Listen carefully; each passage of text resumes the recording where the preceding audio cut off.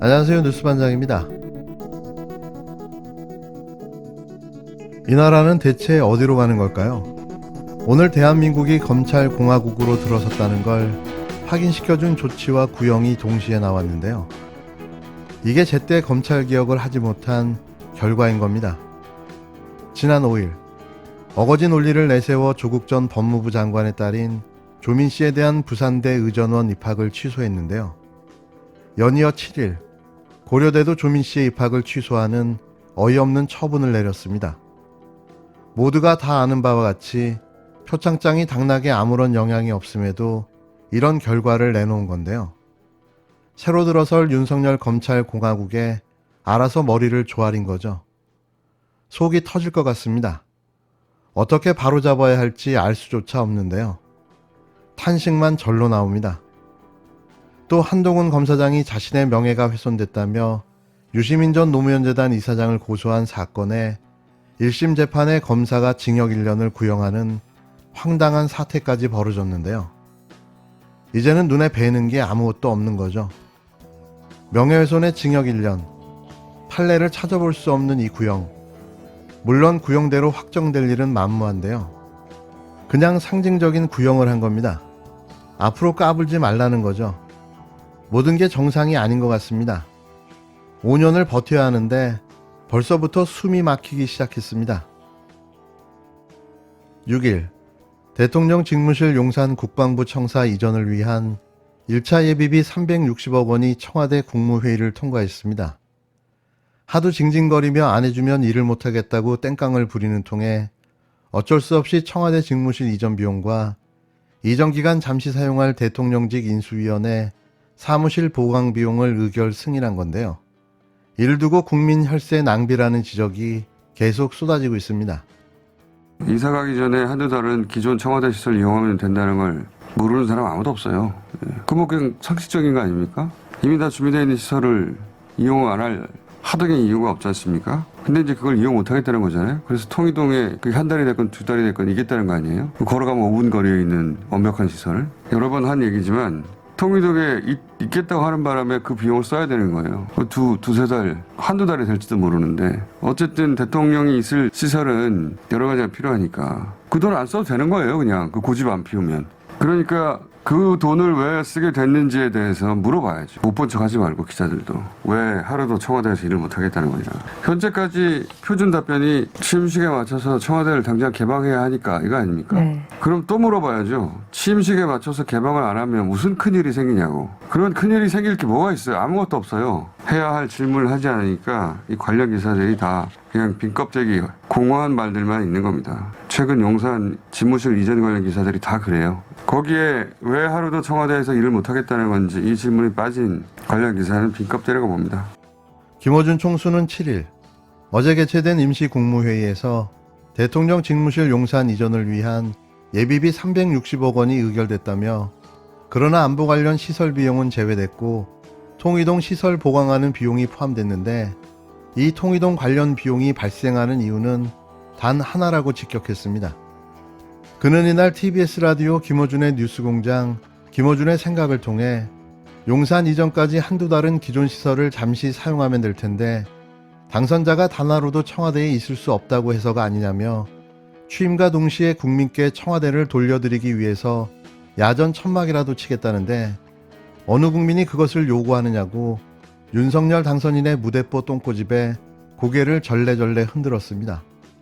이어 당선자가 하루도 안 된다고 우기니까 할 수 없이 잠깐 쓸 시설에 세금 몇십억 원이 쓰이는 것이 아니냐며 이런 걸 혈세 낭비라고 한다. 당선자라고 세금을 함부로 쓸 권한은 없다고 일침을 날렸는데요. 그는 쓰지도 않아도 될 비용을 몇십억이나 쓰면 적어도 그 이유라도 정확하게 알아야 되는 것이 아니냐며 그럼 기자들이 당선자에게 물어봐야 하는 것 아니냐. 왜 단 하루도 청와대에 들어갈 수가 없는 것인지 이 모든 사달은 여기에서 출발하는 것이 아니냐고 거듭 따져 물었습니다. 우리 모두는 이미 잘 알고 있습니다. 윤 당선인이 청와대에 들어갈 수 없는 이유를 말이죠. 그건 두려움과 공포 때문입니다. 헛된 믿음의 결과인 거죠. 그가 대선 기간 보여준 각종 주술과 무속이 이를 증명해주고 있는데요. 그는 그곳에 가게 되면 급사를 맞을 수 있다고 생각하는 것일 수도 있습니다. 물론 이건 개인적인 상상력임을 밝힙니다.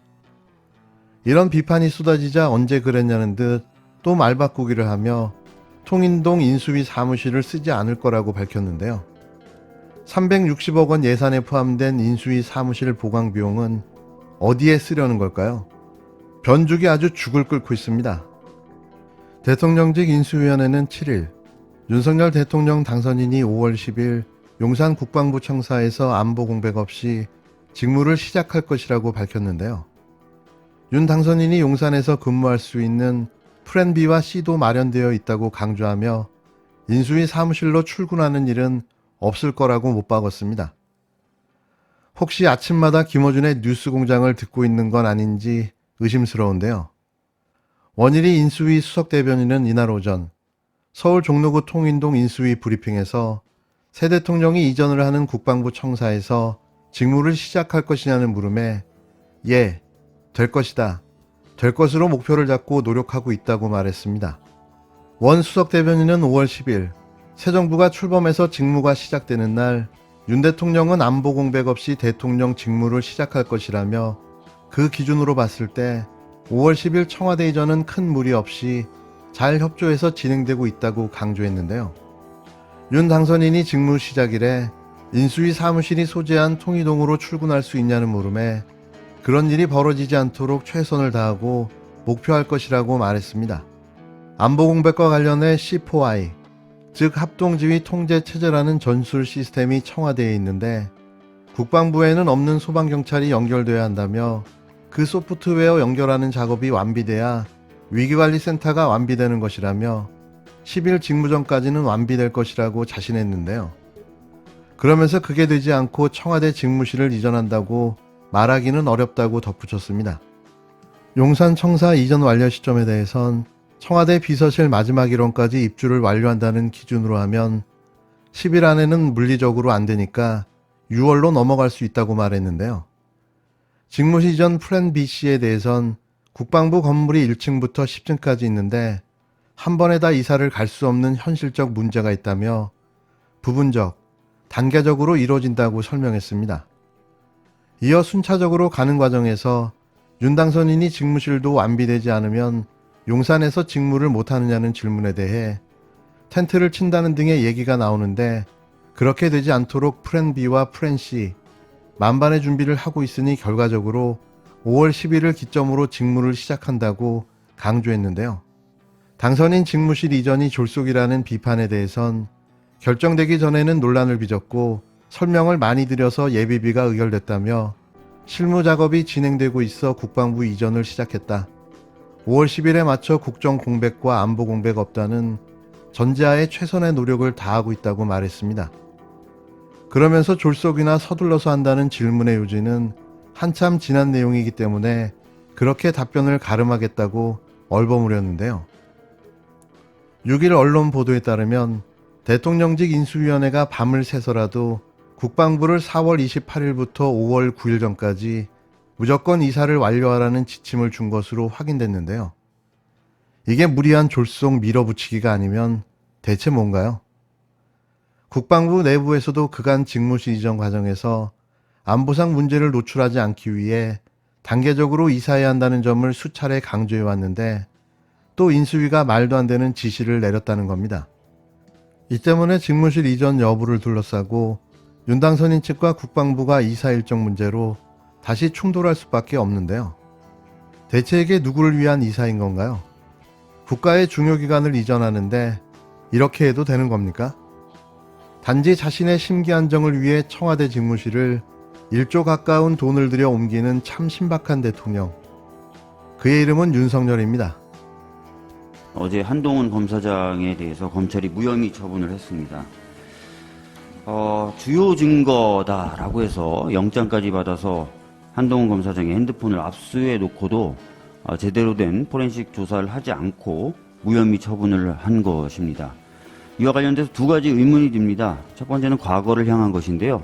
그동안 과연 제대로 한동훈 검사장의 핸드폰을 조사하기 위한 노력을 했는지, 또 그런 노력을 달성하기 위해서 충분한 여건을 갖췄는지 의문입니다. 저희가 법사위에서 여러 차례 법무부 장관이나 검찰총장을 대상으로 이와 관련된 질문을 했을 때 저희들이 구체적이고 분명한 답변을 들은 적이 없기 때문에 이 의문을 더욱더 강하게 가질 수밖에 없습니다. 두 번째는 미래를 향한 질문인데요. 그럼 앞으로 검찰은 핸드폰 비밀번호를 풀지 못하면 일반인이나 또는 다른 범죄자 모두 다 무혐의 처분할 겁니까? 이 질문에 검찰이 답을 해야 될 것입니다. 여러모로 합리적인 처분이 아니었다고 생각되는데 이렇게 합리적이지 않은 처분을 한 이유가 저는 윤석열 당선인의 최측근을 봐주게 하기 위한 것 아닌가라는 의문이 있고요. 또 하나는 이 한동훈 검사장의 핸드폰은 단순히 채널A 검언유착 사건에만 관련되어 있는 것이 아니라 고발사주 사건이라든지 여러 의혹에 관련되어 있기 때문에 이런 여러 의혹을 덮기 위한 것이 아닌가라는 의문도 제기하겠습니다.